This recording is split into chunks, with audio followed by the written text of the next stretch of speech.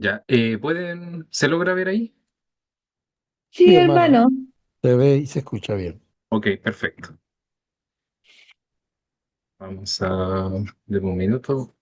Ya, aquí, pum, allá, acá. Ya, hermano. Bueno, primero que todo, buenos días a todos. Hoy día vamos a seguir, continuar con el estudio de Ezequiel, del libro de Ezequiel, ¿verdad? Vamos a ir, bueno, la semana pasada empezamos el capítulo 12 del libro de Ezequiel, ¿cierto? El cual voy a avanzarlo, ¿verdad? Fueron los primeros 7 versículos que estudiamos del libro de Ezequiel, ¿ya?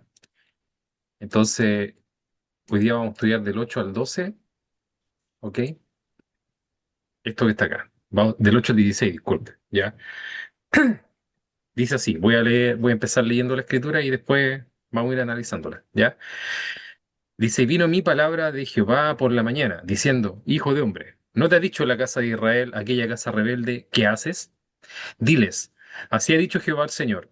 Esta profecía se refiere al príncipe en Jerusalén y a toda la casa de Israel que está en medio de ella. Diles, yo soy vuestra señal. Como yo hice, así se hará con vosotros. Partiréis al destierro en cautividad. Y al príncipe que está en medio de ellos llevarán a cuestas de noche y saldrán. Por la pared abrirán paso para sacarlo por ella. Cubrirá su rostro para no ver con sus ojos la tierra. Mas yo extenderé mi red sobre él y caerá preso en mi trampa y haré llevarlo a Babilonia, a tierra de caldeos, pero no la verá y allá morirá. Y a todos los que estuvieren alrededor de él para ayudarle y a todas sus tropas esparciré a todos los vientos y desenvainaré espada en pos de ellos. Y sabrán que yo soy Jehová, cuando los esparciere entre las naciones y los dispersare por la tierra. Y haré que unos pocos de ellos escapen de la espada, del hambre y de la peste, para que cuenten toda su abominación entre las naciones a donde llegaren y sabrán que yo soy Jehová. ¿Ya? Entonces eso vamos a estudiar el día de hoy, esta facción que está acá, ¿cierto? Ahora vamos primero que todo a analizar un poco el contexto, ¿cierto? Eh, este capítulo 12 en particular, los primeros versículos, ¿cierto? Vemos acá a Ezequiel realizando un acto simbólico, ¿verdad? Acuérdense acuérdense primero, ¿cierto? Que Ezequiel estaba en Babilonia, no estaba en Jerusalén, ¿ya? Estaba en Babilonia ya con los desterrados. Entonces, cuando Dios le hablaba a Ezequiel, Ezequiel le hablaba a los que estaban allá, a los que ya estaban desterrados junto con él. Lo que pasaba es que ellos, ¿cierto? Pensaban de que Dios iba a librar a Jerusalén y que ellos iban a volver pronto a su tierra, ¿cierto? Y también ellos estaban viviendo alejados de Dios, a pesar de que ya estaban en castigo, ¿verdad? A pesar de que ya estaban siendo juzgados, ellos seguían, digamos, en su mala actitud para con las cosas de Dios. La cosa es que Ezequiel les sirvió a ellos de profeta, mientras que, no sé si ustedes se acuerdan que lo hemos dicho hartas veces, mientras que Jeremías, que es contemporáneo de Ezequiel, le hablaba a los que estaban en Jerusalén, ¿verdad? A los que estaban en Jerusalén. Y Ezequiel le hablaba a los que estaban ya desterrados en Babilonia. Parte de ellos que estaban desterrados, ¿cierto? Entonces, el tema es que en los versículos anteriores, los versículos 1 al 7, Ezequiel realizó un acto simbólico de preparar equipaje y salir de su casa como un desterrado, ¿cierto? Y lo que hizo fue hacer un hoyo por una pared, ¿ya? Eh, y dice que lo hizo con las manos, ¿verdad? En ese tiempo no, las paredes no eran como las de ahora, ya eran paredes probablemente digamos, de barro, ¿cierto? De elementos de ese tipo, ¿cierto? Antes se construía mucho, no con ladrillos, sino que con eh, estos ladrillos de barro, no me acuerdo el nombre, ¿ya? Entonces, ahí él pudo hacer cierto ese hoyo y salir. Entonces, todo eso que él hizo era una actuación, ¿verdad? De cierta forma, y esa actuación tenía el propósito digamos, de indicar, ¿verdad? Que esa iba a ser la forma en que ellos iban a salir de ahí, ¿ya? O sea, ellos me refiero al rey y a toda su corte. Disculpe, se me correcto para acá. Ya, hay unos sonidos, así que voy a mutear, ¿ya? A todos los que no están muteados. Ok. Entonces, esa era la actuación que Ezequiel hizo.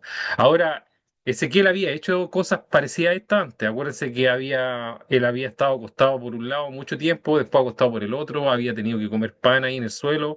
Entonces Ezequiel fue un profeta particular en el sentido de que mucha de la profecía que él hizo consistía en actuar, en hacer cosas visibles, no solamente hablar, ¿ya? A diferencia de los demás profetas. Aunque también hubieron otros profetas que Dios los mandó a hacer cosas, como por ejemplo Oseas, que vamos a ver hoy día en Escritura, que Dios lo mandó a hacer cosas para que ellos vieran que era, digamos, lo vieran, para que ellos vieran, así como una película, ¿verdad? De cierta forma, lo que ellos estaban haciendo. Pero todas estas cosas Dios las hacía en su misericordia para poder despertar la conciencia de las personas, ¿ya? Entonces muchas veces Dios hace cosas en nuestra vida para despertar nuestras conciencias, ¿ok? Por ejemplo, puede que, no sé si le ha pasado alguna vez, pero a veces usted puede ser testigo de algo que le pasó a otra persona en su vida, ya en la vida de esa persona, y que usted adquiere enseñanza de eso, ¿verdad? Eso lo hace adquirir cierto tipo de enseñanza, de decir, oye, mira, eso no hay que hacerlo, o eso hay que hacerlo, no sé, ¿ya? Entonces, de esa forma, Dios a veces trata de hablar a las conciencias de las personas, ¿ya? Entonces, en esta segunda parte de los versículos 8 al 16, se trata básicamente que Dios le explica a Ezequiel el significado de la acción simbólica, ¿cierto? Y deja claro que el mensaje es para el príncipe de Jerusalén. El príncipe de Jerusalén era Sedequías, ¿cierto? Que ya hemos hablado de él acá y también los jueves, ¿cierto? Y también el mensaje es para todo el pueblo, ¿verdad? Es un mensaje que confirma básicamente el juicio de Dios sobre la ciudad, ¿cierto? Bueno, aquí tenemos esta foto, ¿verdad? Tenemos una foto aquí de un hoyo en la pared, porque básicamente fue eso lo que pasó cuando los babilonios invadieron la ciudad. Finalmente ellos hicieron una brecha en la pared. Una brecha se refiere a que la rompieron, ¿cierto? Y por ahí entraron y tomaron la ciudad, ¿cierto? Así que esta foto que está aquí es bastante elocuente de lo que pasó en la vida real en la ciudad de Jerusalén, ¿ya? Ok, vamos a seguir. Entonces vamos a empezar a estudiar los versos a verso, esto, ¿verdad? Dice versículo 8 y 9, y vino mi palabra de Jehová por la mañana diciendo, hijo de hombre, ¿no te ha dicho la casa de Israel, aquella casa rebelde, qué haces? ¿Cierto que qué es lo que Dios le estaba diciendo a Ezequiel? Le está diciendo, oye, ¿y ellos no te dijeron qué estás haciendo? ¿Verdad? Eh, Porque la intención de Dios, ¿cierto? Era de que la casa rebelde de Israel le dijera al profeta, oye, ¿por qué estáis haciendo eso? ¿Verdad? Y de esa forma él les pudiera responder, ya él les pudiera decir, oye, estoy haciendo esto por esto, por esto, por esto. Pero al parecer ellos no se dieron ni por enterados, no, ni siquiera tomaban. Eso daba a entender que ellos ignoraban completamente las palabras y las acciones del profeta, ¿ya? Entonces Dios le dice, oye, ¿y no te dijeron qué haces? ¿Esta casa rebelde no te dijo qué haces? Entonces Dios de cierta forma le está tratando de decir, bueno, ¿de qué forma, de qué otra forma les puedo hablar, ¿verdad? Para que ellos obedezcan o hagan caso. O sea, ¿qué tengo que hacer para despertar sus conciencias? ¿Cierto? Entonces acá, una cosa que, por ejemplo, vale mencionar acá es que le dice la palabra, vino palabra de Jehová por la mañana, ¿cierto? Por la mañana, esa palabra por la mañana, no solamente indica que fue en la mañana, ya así como lo obvio, ¿verdad? De que fue antes de mediodía, sino que la palabra por la mañana siempre indica prontitud, ¿verdad? Simbolizando que las cosas se hagan luego, ya, ¿ok? Solicitud también, muchas veces se ocupa la palabra solicitud, ¿ya?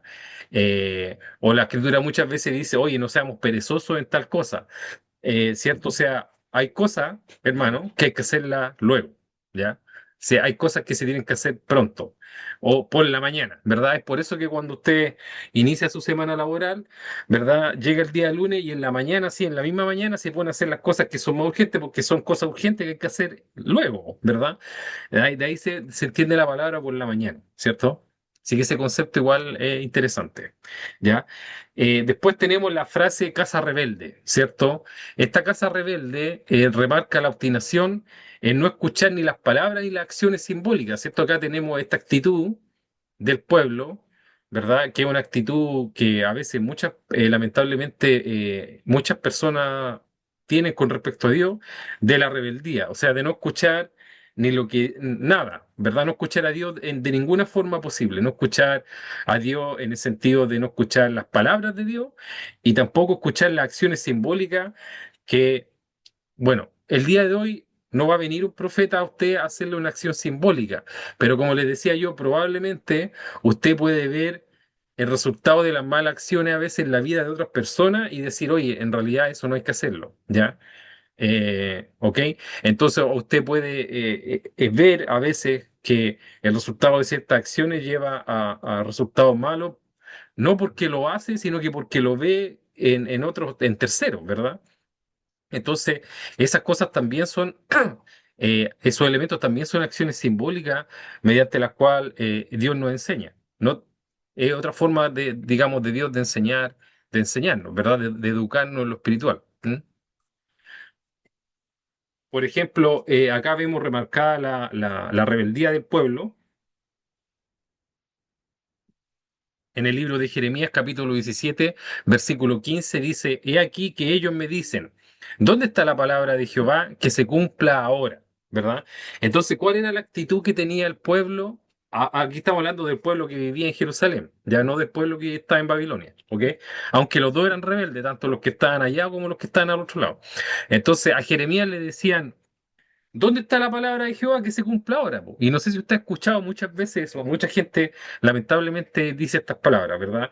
Cuando usted le habla a la gente, por ejemplo, le dice, oye, hay que arrepentirse, porque, bueno, porque el mundo está malo y probablemente el mundo va a ser juzgado por Dios, no sé cómo lo dirá, pero algunas personas y mucha gente dice, pero ya, pero ¿qué pase, po? ¿Qué pasa ahora? No, no, no. Entonces, es una forma de no creer, ¿cierto? Es una forma de no creer las palabras de Dios, ¿ya? Entonces, esa actitud de no creer las palabras de Dios, de preguntar, ¿dónde está la palabra de Jehová que se cumpla ahora? O sea, si Dios existe ya, que se cumpla ahora, pues. Entonces, esa palabra desafiante es la rebeldía, ¿verdad? Es la rebeldía, es la casa rebelde que Dios le dice, la rebeldía o la dureza de cerviz, ¿cierto? Y esa actitud, hermano, no es nueva, como ustedes se pueden dar cuenta, es una actitud que muchas personas a través de la historia han tenido y lo vemos reflejado acá en Jeremías 17:15, ¿ya? Otra palabra que es bastante interesante, que es con respecto a la rebeldía, esta palabra que está en Salmos capítulo 32, versículo 9, que dice, no seáis como el caballo o como el mulo, sin entendimiento, que han de ser sujetados con cabestro y con freno, porque si no, no se acercan a ti, ¿ya? Entonces, el Señor acá está diciendo que no seamos como los animales, así como bien fuerte lo que está diciendo. Pero dice, no sean como el caballo, como el mulo, ¿verdad? Y específicamente el caballo y el mulo, ¿verdad? O la mula, como usted le quiera decir, ¿verdad? Porque son animales que si tú no los sujetas con un cabestro, ¿verdad? O con un freno, salen desbocados. Es por eso que está este dicho de caballo desbocado, ¿verdad? ¿Qué es un caballo desbocado? Es un animal que no entiende, o sea, que está como, digamos, consumir en llegar a un lugar y le da lo mismo, ¿verdad? Si se cae o si va a un hoyo, le da igual, ¿verdad? Él sale nomás disparado para donde quiere ir sin importarle nada, ¿verdad? Es por eso que a los caballos se les tiene que poner freno, ¿ok? Se les tiene que poner freno porque si no, estos animales no obedecen, ¿ya? Porque si no, no obedecen, tienen que tener un freno. Entonces el Señor le dice, oye, no sean como los caballos, ¿verdad? Que tienen que tener ahí un freno, tiene que usted estar haciendo fuerza para que le obedezcan, ¿ya? Tiene que estar agarrando digamos, el freno y tirándolo para el lado, ¿verdad? Y tirándolo para acá. No sé si usted a veces ha tenido, yo he visto a veces, bueno, no es que yo sea muy amante de los animales, de los perros en particular, ya no me considero un amante de perros, ¿verdad? Pero muchas veces he visto gente que anda con animales en la calle y lo anda trayendo con un cabestro, ¿verdad? Entonces, y tiene que andar haciendo fuerza, ¿verdad? Porque el animal se va para allá y él le dice, no, ven para acá, y lo tira para acá, y el animal sale para allá y lo tira de nuevo para acá, y tiene que estar haciendo fuerza con el animal para que el animal vaya por el camino que tiene que ir, ¿verdad? Entonces, esto que parece así como chistoso, ¿cierto? Lo que estoy hablando, muchas veces Dios es así con nosotros. Y Dios nos está diciendo, no sean como animales, ¿verdad? O sea, no tengo que estar yo siempre, ¿verdad? Con un cabestro tirando y haciendo fuerza con ustedes, porque ustedes son rebeldes, ¿verdad? Y quieren ir por los caminos que ustedes quieren ir y yo los tiro para acá. Y yo ya me estoy viendo la imagen, muchas veces somos así nosotros, lamentablemente, ¿verdad? De que Dios nos tira para acá y nosotros vamos para allá y nos vuelve a tirar para acá. Entonces, eso está mal, ¿verdad? Evidentemente que está mal. Entonces tenemos que ser personas que seamos sensatas, que seamos razonables y que seamos obedientes, ¿cierto?, a la palabra de Dios. Es por eso que, por ejemplo, en, eh, en ese monte del monte, el Señor dice, bienaventurados los mansos, ¿verdad? Los mansos, ¿verdad? Lo distinto es que usted tenga un perrito que sea manso y usted le diga al perrito, ven para acá, y el perrito sale para allá. Y está al lado suyo siempre. Usted le dice, ven para acá, siéntese, párese, y el perrito se va, se mueve. Es un agrado salir con un perro, sí, po, ¿verdad? Pero salir con un perro que sale para allá y que tiene que andar y tirando el perro digamos, es trabajoso, es difícil, ¿verdad? Entonces, así era el pueblo de Dios. Así era el pueblo, este pueblo era así. Esa era la actitud que ellos tenían. Era como tener un animal desbocado que tenía que uno estar con un cable y tirándolo, ¿verdad? Entonces, por eso el Señor dice, no sé como el caballo, como el mulo, que no tienen entendimiento, porque al final la palabra que el Señor acá remarca, o que yo, bueno, que yo remarco que está aquí, es sin entendimiento, ¿verdad? O sea, no tienen entendimiento. Entonces hay que estar tratándolo a golpe, ¿ya? O a tirones, ¿cierto? Entonces, eso es lo que es importante que, digamos, que absorbamos de esta palabra, ¿verdad? Que no tenemos que ser como fue el pueblo en ese tiempo, ¿ya? Entonces, a veces el problema no es la falta de revelación, ¿verdad? A veces el problema es la resistencia. Muchas veces pasan cosas en este mundo o cerca de nosotros que hay que tener, que no es difícil darse cuenta de algunas cosas, hermano, ¿verdad? Lo que pasa es que nosotros nos resistimos a darnos cuenta a veces de las cosas, ¿ya? A veces no requiere tanto esfuerzo, a veces las cosas son bastante evidentes, ¿verdad? Tenemos este ejemplo de un profeta, no, se me va el nombre ahora, ¿verdad? Que el mulo le tuvo que hablar para decirle, oye, no me acuerdo, no, creo que fue, no me acuerdo cuál es el nombre de un profeta o de un hombre de Dios que se subió a un mulo, creo que era, a un burro o algo así, y tenía que pasar por un lugar y había un ángel para que no pasara y le chicoteaba al animal, y le chicoteaba y el animal le dijo, acá, y le tuvo que hablar para que entendiera, ¿verdad? Entonces, muchas veces el problema no es la falta de revelación, sino que el problema es que muchas veces nosotros, como seres humanos, nos resistimos a lo que el Señor nos quiere mostrar y no queremos ver lo evidente, ¿verdad? Y nos comportamos de forma sin entendimiento, ¿verdad? Nos comportamos de esta forma, sin entendimiento. ¿Ok? Y somos como los caballos, como los mulos, que el Señor los tiene que andar tironeando, ¿verdad? Para que nosotros caminemos por el camino y al primer descuido, ¡pum! Eh, es como estos perritos que yo le decía, pues, al primer que usted se descuidó un segundo y ¡pum! El animal salió, ¿verdad? Y tiene que estar ahí peleando con él. Entonces eso, que es como algo bien, digamos, eh, puede ser hasta cómico, ¿verdad? Hasta medio tragicómico, pero muchas veces, lamentablemente, eh, las personas o nosotros no nos comportamos de esa forma y la idea es que aprendamos a no hacerlo, ¿verdad? Tenemos el ejemplo del pueblo de Dios que se comportaba así, ¿ya? Versos 10 y 11 dice, diles, o sea, después de esta actuación el Señor manda a Ezequiel que les diga, diles, así ha dicho Jehová el Señor. Esta profecía se refiere al príncipe en Jerusalén y a toda la casa de Israel que está en medio de ella. Diles, yo soy vuestra señal, como yo hice, así se hará con vosotros, partiréis al destierro en cautividad. Entonces, a pesar de que ellos no le preguntaron, ¿ok? A pesar de que ellos no le preguntaron, de que el pueblo no le preguntó a Ezequiel qué hacía, que como era como evidente, ¿verdad? Y el Señor hizo que él hiciera eso para que le preguntaran, pero no le preguntó, pero el Señor le dijo, dile igual, ¿verdad?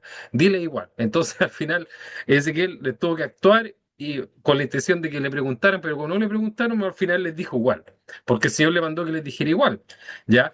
Eh, entonces acá igual ellos tenían el mensaje, igual iban a tener el mensaje que el profeta le iba a dar, ¿verdad? Entonces eso les dice acá Ezequiel, les dice, oye, esta profecía se refiere al rey. ¿Y por qué? Porque ellos pensaban de que esto no iba a pasar, ¿verdad? Ellos estaban pensando de que la estaban haciendo como de oro, ¿verdad? Y de que Dios lo iba a perdonar y ellos iban a volver y todo iba a estar bien, ¿verdad? Entonces ellos estaban en un autoengaño, ¿ya? Y muchas veces, a veces nosotros en nuestra vida nos autoengañamos, pensamos eh, que, que estamos súper, ¿verdad? Pero en realidad a veces lamentablemente no es así, ¿ya? Entonces aquí se identifica el objetivo del acto simbólico, el príncipe, o sea, el príncipe era el príncipe de Jerusalén o de Judá, que era el rey Sedequías, ¿cierto? Que del cual ya hemos hablado antes, ¿verdad? Y también hemos hablado los jueves, ¿cierto? Y no solamente Ezequías, sino que el pueblo que permanecía ahí en Jerusalén, ¿verdad? Y acá el mismo Ezequías, ¿cierto? O sea, el mismo Ezequiel es señal viviente del juicio, ¿verdad? El Señor le dice que todo lo que le pasó a él le va a pasar al rey y a los nobles que andaban con él, ¿verdad? El exilio acá iba a ser para todo, iba a ser ley pareja, no es dura, ¿cierto? Para todo iba a ser así. Y lo principal es que Dios rompe la falsa esperanza que ellos tenían, porque ellos tenían una falsa esperanza de que en realidad Jerusalén nunca iba a caer, ¿verdad? O que no iba a ser conquistada. Entonces Dios les dice que no, que eso no va a ser así, que en efecto iba a ser conquistada, ¿verdad? Entonces ese era el mensaje, digamos, de Ezequiel, que era un mensaje...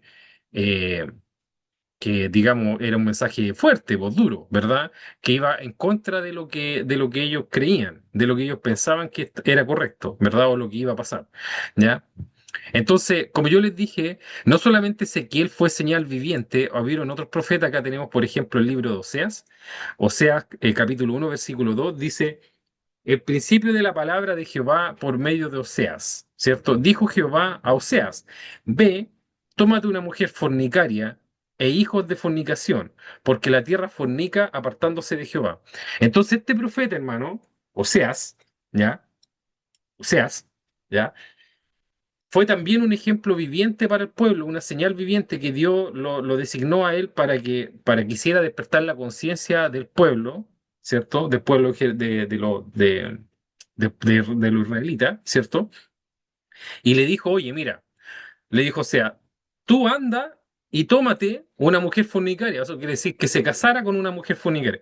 ¿Qué es una mujer fornicaria, verdad? Bueno, una mujer fornicaria era una mujer que no guardaba fidelidad al pacto matrimonial. ¿Ya? Por decirlo de esa forma, ¿verdad? E hijos de fornicación, o sea, hijos de fornicación básicamente significan hijos que probablemente a lo mejor no eran de él, ¿verdad? Y así, ¿ya? Porque obviamente él se casaba con esta mujer, pero esta mujer después lo engañaba, etcétera, ¿ya? Entonces, ahora, ¿por qué Dios le dice eso? ¿Ya? Porque a través del ejemplo de Oseas, Dios le dice, ustedes son esa mujer, y yo soy el esposo, y yo soy Oseas, ¿ya? Entonces Dios les decía, miren, yo soy Oseas y ustedes son la mujer, ¿ya? O el pueblo, ¿verdad? El Israel es la mujer.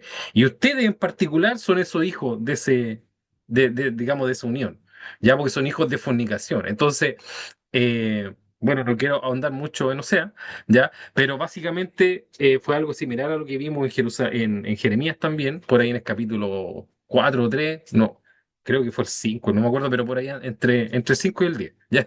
De lo que estudiamos en lo uno que estamos estudiando los jueves, ¿cierto? De la fornicación que cometía el pueblo, etcétera, ¿ya? La cosa es que también, no solamente Ezequiel, sino que también Oseas fueron profetas que ellos con su acto trataban de despertar la conciencia de las personas, ¿verdad?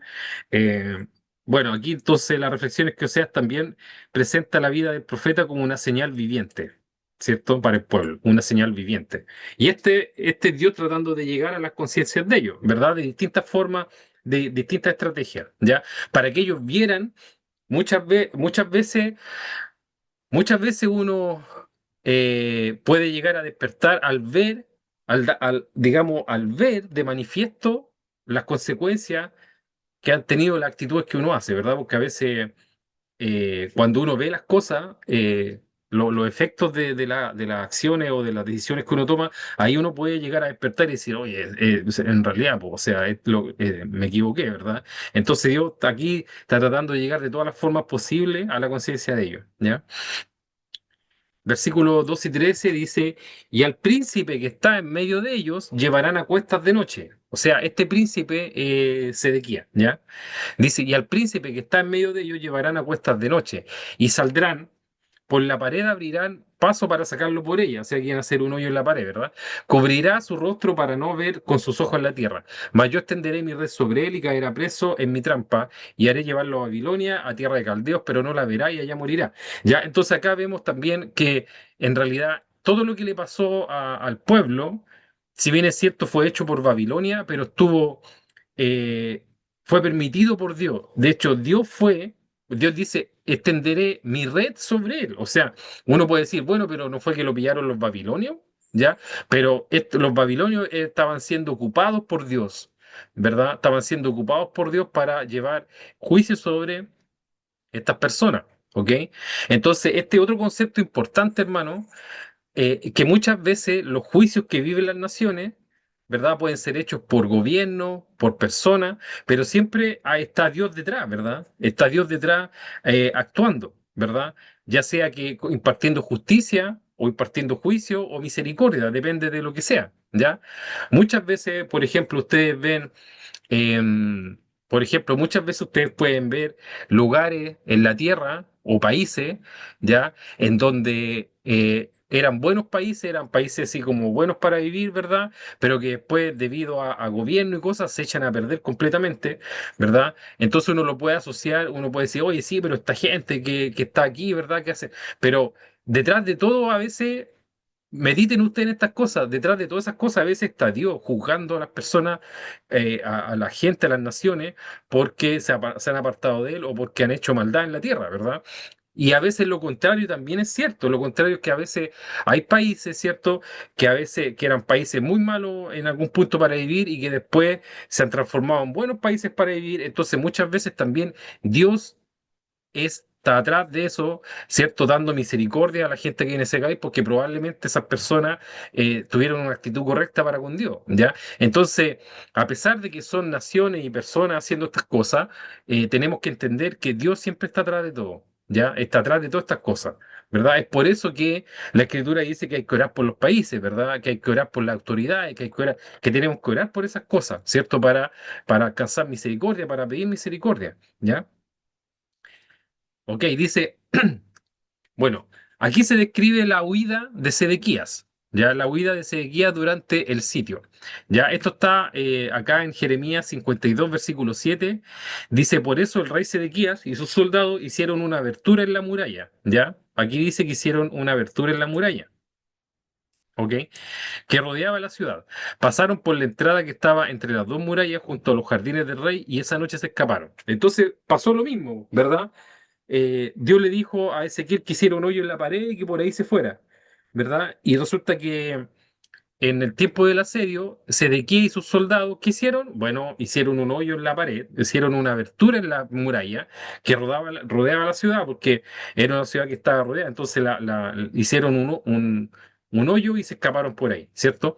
Dice que pasaron por la entrada que estaba entre las dos murallas, por un lugar X, ¿verdad? Y esa noche se escaparon, ¿verdad? Y se escaparon y se fueron creyendo que podían escapar, ¿verdad? Todo esto Sedequías lo hizo cubriéndose el rostro, ¿verdad? Él se cubrió el rostro. Seguramente las personas le dijeron, oiga, cúbrase el rostro para que no lo reconozcan, ¿verdad? Para que no reconozcan que usted, ¿cierto? Pero esa también fue una señal que Dios había dicho que iba a pasar, ¿verdad? Que él se iba a cubrir el rostro. Y muchas veces cubrirse el rostro indica vergüenza o miedo, ¿verdad? No sé si ustedes han visto a veces en la tele o en las películas cuando arrestan al personaje malo, a unos delincuentes, por ejemplo, lo arrestan y los llevan esposados. No sé si se han fijado que siempre van mirando para abajo, ¿verdad? Van a mirar porque no les gusta que le vean la cara, ¿cierto? O a veces les ponen literalmente un trapo. Bueno, eso se veía antes porque hoy en día muchas veces no les interesa que los vean, ¿verdad? Pero antiguamente, siempre, más antiguamente que ahora, ¿verdad? Cuando una persona la arrestaban o la llevaban presa, la persona bajaba, instintivamente bajaba la cara, ¿ya? ¿Y por qué eso? Bueno, por la vergüenza, po, ¿cierto? Por la vergüenza o miedo, pero yo creo que más por la vergüenza. Instintivamente baja la cara, ¿cierto? Para que no lo reconozcan, para que no lo vean, a pesar de que todos saben quién puede ser, ¿verdad? O la gente que lo conoce. Pero eso es la vergüenza, ¿verdad? Es la vergüenza. Entonces, cubrirse el rostro también tiene, digamos, esa, por así decirlo, ese elemento, ¿verdad? Acá dice que la imagen de la red, el Señor dice aquí, yo extenderé mi red, ¿verdad? Esta es como una trampa, de cierta forma tiene que ver con la cacería como de aves, ¿verdad? Es una trampa divina e inevitable que él no pudo escapar, ¿cierto? De hecho, fue así, ¿ya? Eh, Ahora, el detalle de ir a Babilonia pero no verla también se cumplió literalmente, porque Nabucodonosor cegó a Sedequías después de capturarlo, ¿ya? Y se lo llevó preso. ¿Eso qué significa en específico? Significa que le sacaron los ojos, ¿verdad? Entonces, eh, él finalmente sufrió este castigo terrible, ¿cierto? Porque un castigo terrible, ¿verdad? Eso. Y se lo llevaron a Babilonia capturado y allá murió, ¿verdad? Pero murió en la peor forma posible porque murió ciego, po, ¿ya? Entonces murió ciego y prisionero y humillado, ¿verdad? Entonces con todos los, digamos, los ingredientes terribles que uno se puede imaginar, ¿verdad? Y eso está acá en Jeremías 39:5-7, dice, allí capturaron a Sedequías, bueno, se escapó y después lo capturaron, ¿verdad? Dice, allí capturaron a Sedequías y lo llevaron ante el rey de Babilonia, que en ese momento estaba en Riblá, en el territorio de Amat. Allí mismo el rey decidió el castigo que se le daría a Sedequías. En primer lugar, mandó que mataran delante de él a sus hijos y a todos los hombres importantes de Judá. Luego mandó que a Sedequías le sacaran los ojos y para terminar mandó que lo sujetaran con cadenas de bronce y lo llevaran preso a Babilonia. Ese fue el destino de Sedequías, ¿ya? ¿Ok? Y uno puede pensar y decir, qué terrible destino, ¿verdad? Terrible destino, por mano, terrible destino. Pero fue un terrible destino que sufrió porque bueno, porque lamentablemente en ningún punto del trayecto él se arrepintió de estas cosas, ¿verdad? Cuando nosotros estábamos estudiando los días jueves, el capítulo 20, no sé si se acuerdan, bueno, los que van a estudiar el día jueves se van a acordar que Sedequías envió una comitiva a Jeremías para decirle, oye, Jeremías, pucha, dile a Dios que nos ayude, ¿verdad? Y la respuesta de Dios que le dio Sedequías dijo, si tú te arrepientes y haces lo correcto, no te va a pasar nada, ¿verdad? O sea, no fue así literal, pero el mensaje que Dios le dio a través de Jeremías era que hiciera lo correcto, ¿verdad? Que hiciera justicia, que se arrepintiera, que hiciera lo correcto, pero no quiso, po, ¿verdad? No lo hizo, no le hizo caso a Jeremías, ¿verdad? No le hizo caso a nadie, ¿verdad? Entonces, al final terminó pagando las consecuencias de su rebeldía. Y esta, por fuerte que puede sonar esta palabra que está acá, ¿verdad? Del destino de este rey y de la gente que estaba con él, porque no solamente le pasó a él, ¿verdad? Es una advertencia digamos, temer a Dios, ¿verdad? Para que tengamos temor de Dios y para que seamos cuidadosos, ¿cierto? Yo creo, claramente. Entonces, bueno, esto muestra el juicio del Señor, ¿verdad? Y que ningún plan humano escapa al juicio divino, ¿cierto? O sea, sin más decir, hermano, nosotros tenemos la escritura el día del juicio final, ¿verdad? El día del juicio final, la escritura dice, claro, que los que no se encuentren en el libro de la vida, van a tener su parte en el lago de fuego y azufre, ¿verdad? Que yo creo que es más terrible que esto aún, ¿ya? Claramente. Entonces, ¿qué es lo que se conoce como la muerte segunda? ¿Ya? Yo sé que estas cosas son difíciles de, digamos, a veces de decir o de absorber, ¿cierto? Pero es palabra de Dios y tenemos que, como dice, como dice el dicho, aceptar lo bueno y lo no tan bueno también, en el sentido de que es una reprimenda para que nosotros tomemos nota de lo que sucede cuando nosotros somos rebeldes con Dios, ¿ya? Cuando somos rebeldes, de dura cerviz y obstinados y no nos arrepentimos a tiempo, ¿ya? Es importante también conocerlo y entenderlo, ¿ya?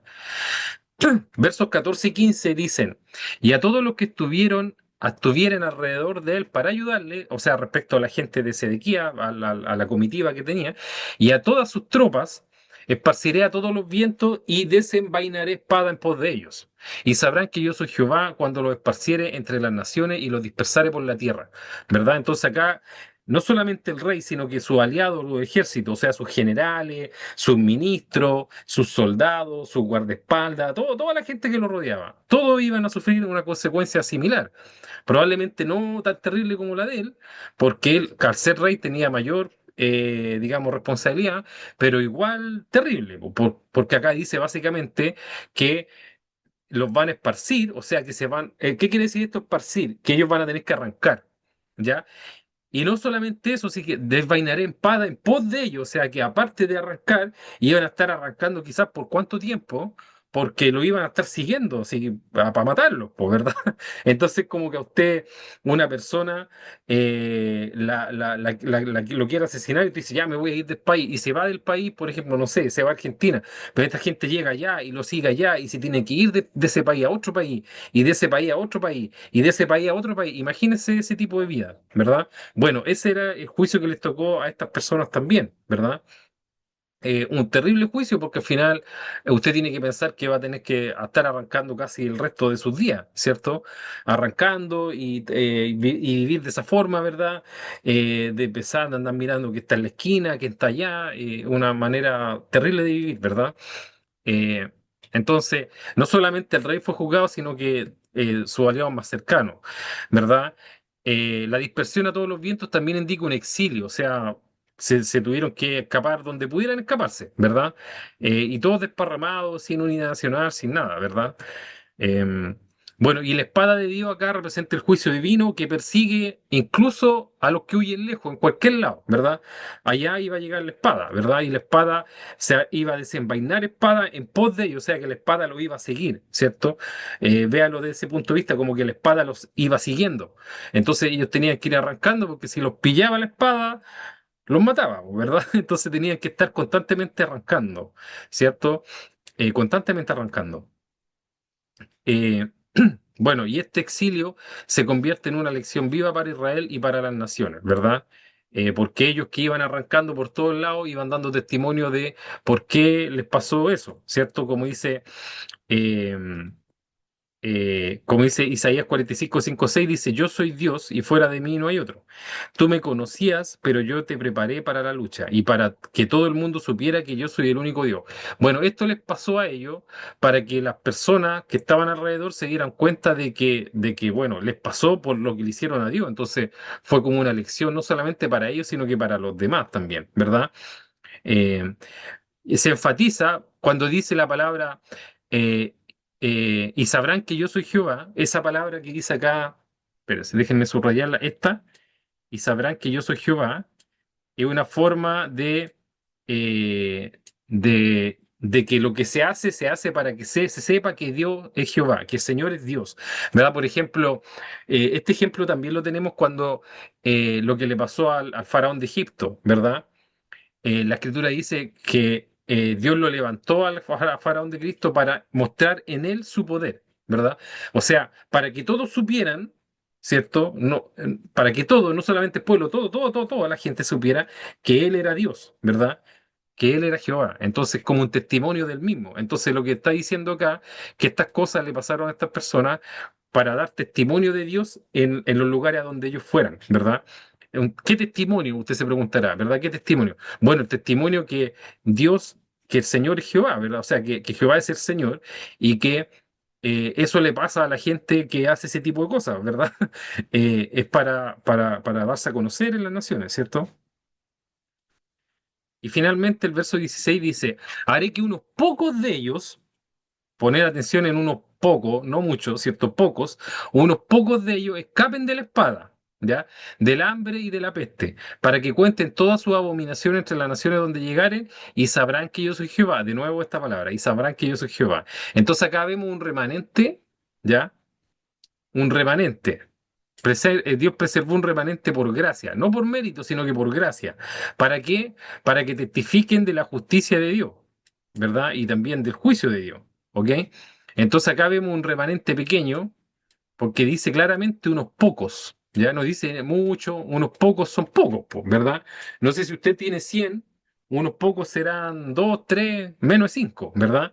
Yo estaba hablando menos del 5% por ahí, pero no nunca más del 5, unos pocos eso, ya para que veamos en términos de proporciones, por ejemplo, si en la ciudad había, por darle un ejemplo, no sé, 1 millón de personas, ¿verdad? Iban a escapar, no sé, entre 1.000 y 10.000, ¿ya? O quizás menos. Entonces, Dios iba a permitir que esos pocos escapen de la espada. Y nosotros cuando vimos esto en las escrituras anteriores, ¿ya? Del hombre, del hombre que iba sellando las frentes de las personas cuando iban destruyendo la ciudad, ¿no se acuerdan que lo estudiamos un poco atrás, hace un par de capítulos atrás? Esos remanentes, este remanente probablemente eran aquellos que no se habían manchado con las abominaciones, ¿verdad? Entonces ese remanente probablemente eran personas que, eh, que, que básicamente, como no participaron de toda esta corrupción moral, ¿cierto? Fueron aquellos que escaparon, ¿verdad? Y Dios les permitió en su misericordia que escapasen, ¿cierto? De este juicio, ¿verdad? Y acuérdense que este hombre del candelero iba sellando las frentes de estas personas cuando estaban destruyendo la ciudad, ¿verdad? Eso lo vimos en los capítulos anteriores, espero que se acuerde de lo que le estoy hablando, ¿ya? Y yo les decía que esa señal es la misma que está en Apocalipsis, ¿verdad? Que se menciona que cuando el juicio del Señor esté en esta tierra, dice que antes de que los ángeles dejen empezar el juicio, va a pasar un ángel marcando las frentes de las personas, ¿verdad? Y después que las marque, ¡pum!, se viene el juicio, ¿verdad? Y yo les decía, así como para irme un poco en ese tema, ¿verdad? Que igual es interesante, ¿cierto? Yo les decía de que esas personas no iban a ser quitadas de acá, esas personas iban a quedar acá, pero no le iba a pasar nada, pero iban a ser testigos de todo, como estas personas lo fueron. ¿Ya? Porque estas personas que se quedaron aquí, que escaparon, no fue que el Señor las tomó y las sacó de la ciudad y las dejó en un lugar, ¿verdad? Y no fue así. Ellos estuvieron ahí todo el momento, vieron toda la destrucción, fueron testigos oculares de todo, pero escaparon, ¿verdad? ¿Por qué escaparon? Bueno, escaparon por la gracia de Dios. Uno podrá decir, o escaparon de suerte. No escaparon porque Dios quiso que escaparan, ¿verdad? Porque no se contaminaron con las abominaciones, ¿cierto? Con el pecado y todo, ¿ok? Pero al final de cuentas yo les decía que es como una victoria pírrica, porque ser testigo de toda esa destrucción que pasó, probablemente más de uno de ellos vio a muchos familiares, amigos, morir o pasar por dificultades, ¿verdad? Y ellos escaparon por gracia de Dios nomás, ¿verdad?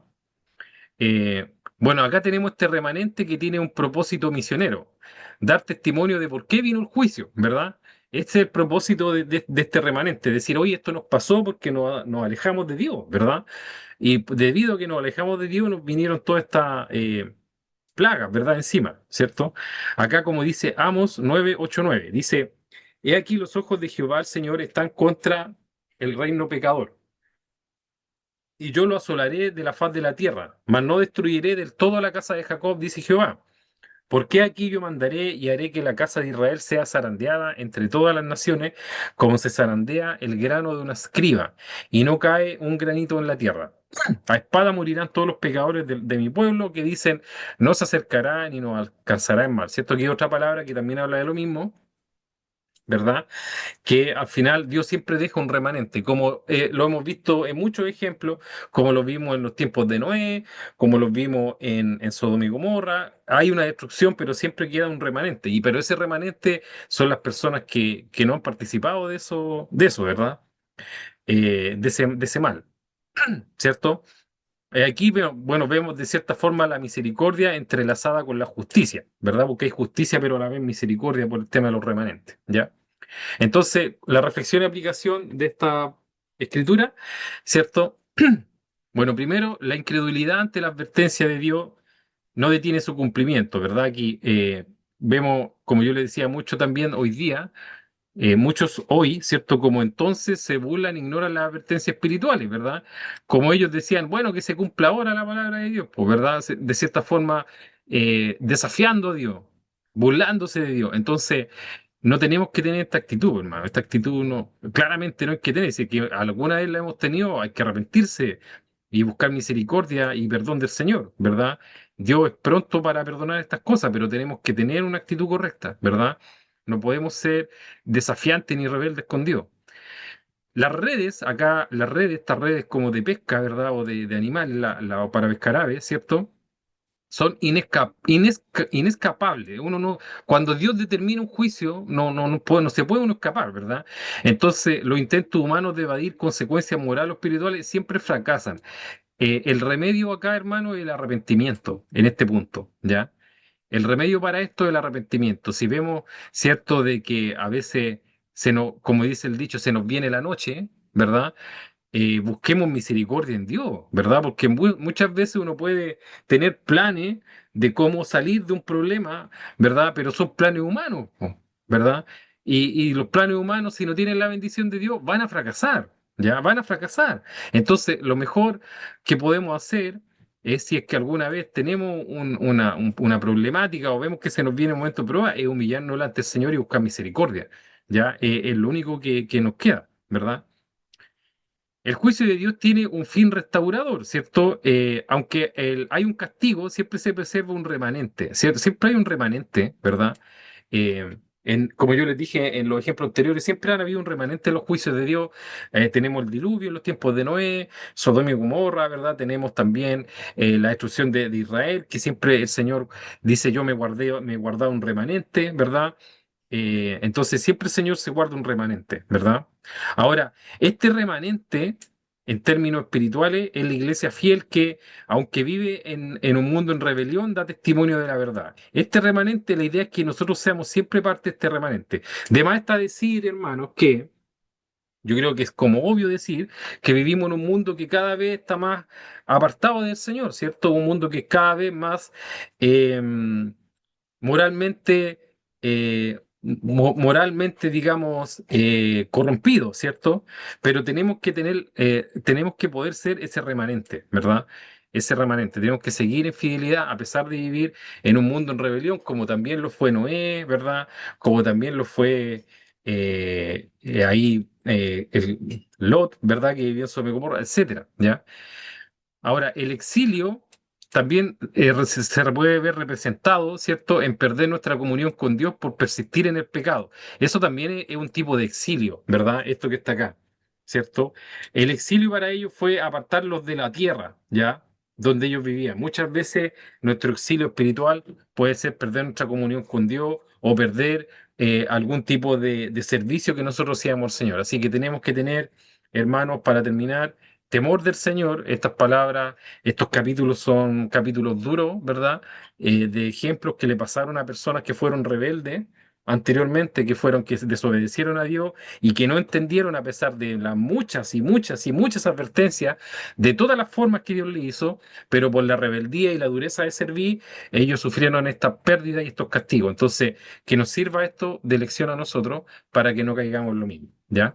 Espero que haya sido de bendición este estudio y que hayan podido aprender algo. Ya, nos vemos en un ratito más. Amén, hermano. Gracias por la palabra, muy edificante.